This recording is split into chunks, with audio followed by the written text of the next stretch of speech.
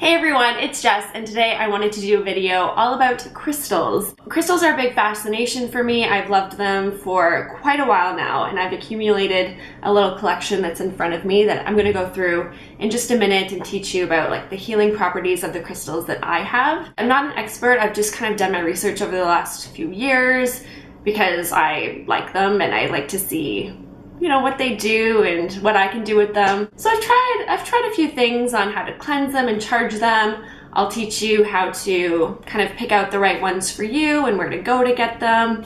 And if you're totally new to this, what they are.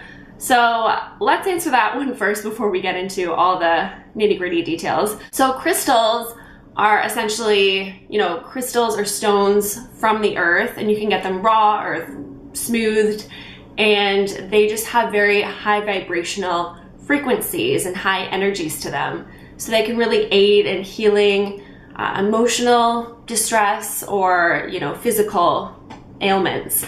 So they're pretty powerful little tools to have. You can get them from any sort of crystal shop. Sometimes they're attached to like health food stores. I'm lucky because I live in Toronto, so there's several ones throughout the city. My favorite one is on the Danforth though, by the Big Carrot, but I think there's one called like the Rock Store, and there's another one on Queen West, I think. So you just have to kind of Google and do your research where they are. In the crystal shops, they'll always have these pieces of paper that will just explain what the crystal is, the properties of it, how you can use it.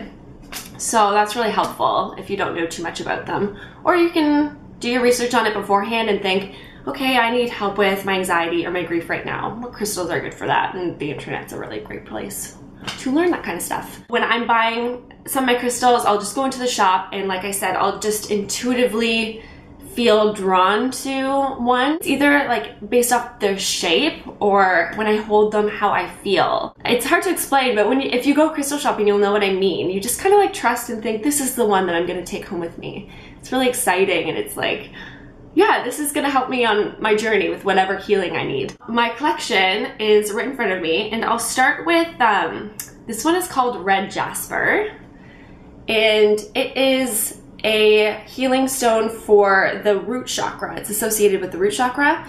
If you're not familiar with chakras, you can do your own research on that, but essentially there's 7 kind of energy meridians in the body, or energy pathways, and there's the root chakra, the sacral, the solar plexus, the heart chakra, the throat chakra, the third eye, and the crown. This is the lowest chakra, so it's a very grounding stone, Red Jasper. It's great for immunity, it's great for circulation. It's really helpful if you're not feeling motivated and you want to take action on something. It's really great for like getting you going, but in a relaxed manner, not like anxiety form. Next one is one of my favorites. This is a Smokey Quartz crystal. Oh. And you can see how it like kind of leans on itself like that. That's why I chose this one. I thought it was so cool how it was forming into a perfect crystal, and then there was like this little divot in it that made it imperfect, and it leans on its own imperfection. So I don't know, it's kind of like a beautiful metaphor to me. So Smokey Quartz is great for healing any negative energy or negative people that are around you. This can kind of counter that. And they say the smokier that it is, the more powerful it is. I don't know if that's true, but it's just a little fact. And it's really great for like worry or panic attacks or anxiety. So next up we have Hematite, which is really cool. It's like metallic-y silver. And this is great for the root chakra as well.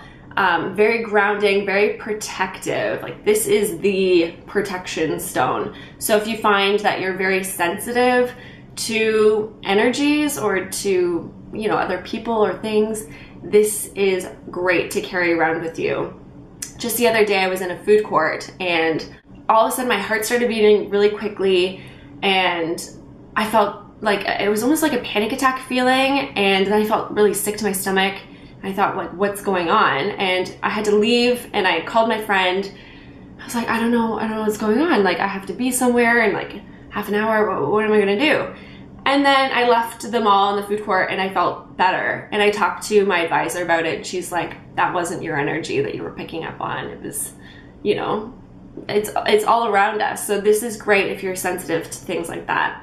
This probably would have been good to have on hand, but I didn't at the time. Next up is carnelian, and this is great for the sacral chakra. So this is gonna help you if you're an artist or, you know, an actor, a writer. This is very creativity enhancing and inspiring, and it also instills compassion. So this would be great to like bring with you if you have an audition or if you're at your computer like writing something. This is great. Next up, we have one of my faves. This is Citrine, and it's great for the solar plexus. So that's by like your navel, that chakra. And this is awesome for, you know, if you have digestion issues like IBS, IBD, anything with your liver or your kidney, like anything around that area, this is gonna be great for that. This is one of my favorites because it's your power center. Like this, they call this one the stone of success. So a lot of people like carry this around in their wallet for wealth and all that, but to me it's deeper than that. It's this helps you with your self-worth, and a great affirmation when you're with this stone is to say like, I am enough.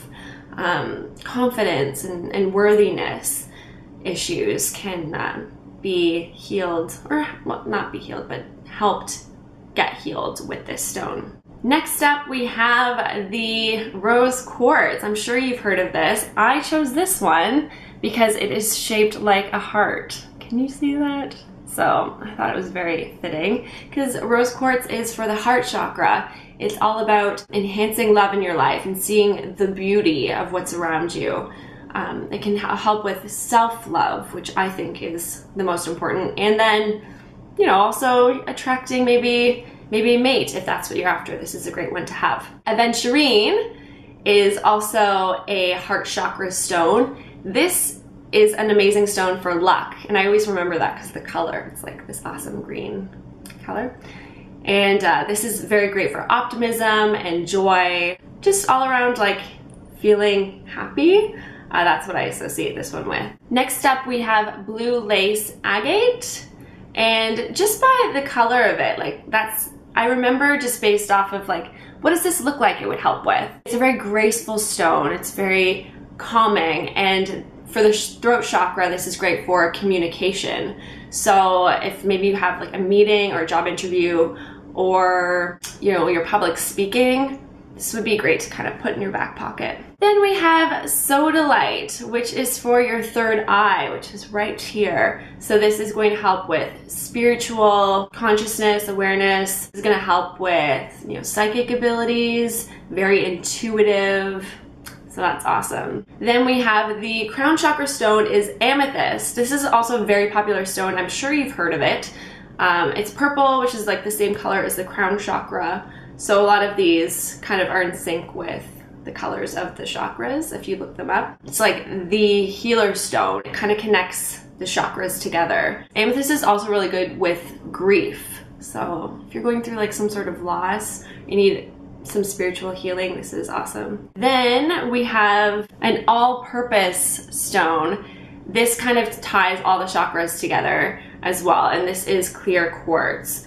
I'm also wearing a necklace right now that has quartz on it. This was originally a keychain, but I've just put it on a necklace so that you can wear it and have it with you all the time. This is just a healer stone. It's really gonna help so many uses. Like if you're just looking for a very universal stone, this is the way to go. I also have a geode of the quartz. So this is all of this made by Mother Earth. I just think it's so beautiful. And like I said, wearing the stones is great. I have some necklaces. So this one is Australian Jasper. I think it's called Mookite. My friend gave this to me for my birthday one year. So it just means a lot to me. And my sister just gave this to me for my birthday this year. It has like a little stone on here. I think this is called Howlite, and it helps with, you know, anxiety and you know, worried feelings. So Lord knows I need that. This necklace is also really cool because you can put, it has a little pad in it, and then you drop essential oils on it and you can close it up, and then you can smell the essential oil all day. It's from a brand called Citrus and Sunset, if you're interested.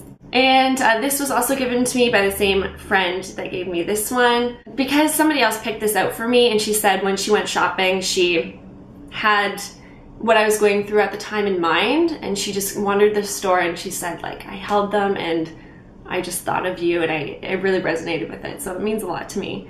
And this is pink Moonstone. She gave me the sheets of paper as well. I like to keep the papers that they come with just to have on hand. So it says, helps with change in one's life, an emotional balancer. And this is also like a traveler's stone. So if you're traveling, it's great to have on hand. I also have very like decorative stones. My mom gave me this, so I just put this out in my apartment. I just find it really pretty. So yeah, that's my collection. In terms of using the stones, I mean, they're great to look at, but what can we do with them? So like I said, you can keep them in your back pocket, or I like to, if I'm on the streetcar and I'm going somewhere and I'm feeling something in particular, I like toss the crystal, just pick one up, toss it back and forth in my hands and just kind of think of an affirmation or what I need help with at the time. I don't use them as like a crutch, but it's just very like soothing, and it's just brings like awareness to your emotions. So yeah, a great way to charge a crystal too is just kind of syncing it with your own energy, holding it. If I'm doing yoga, I'll usually like put a crystal at the front of my mat.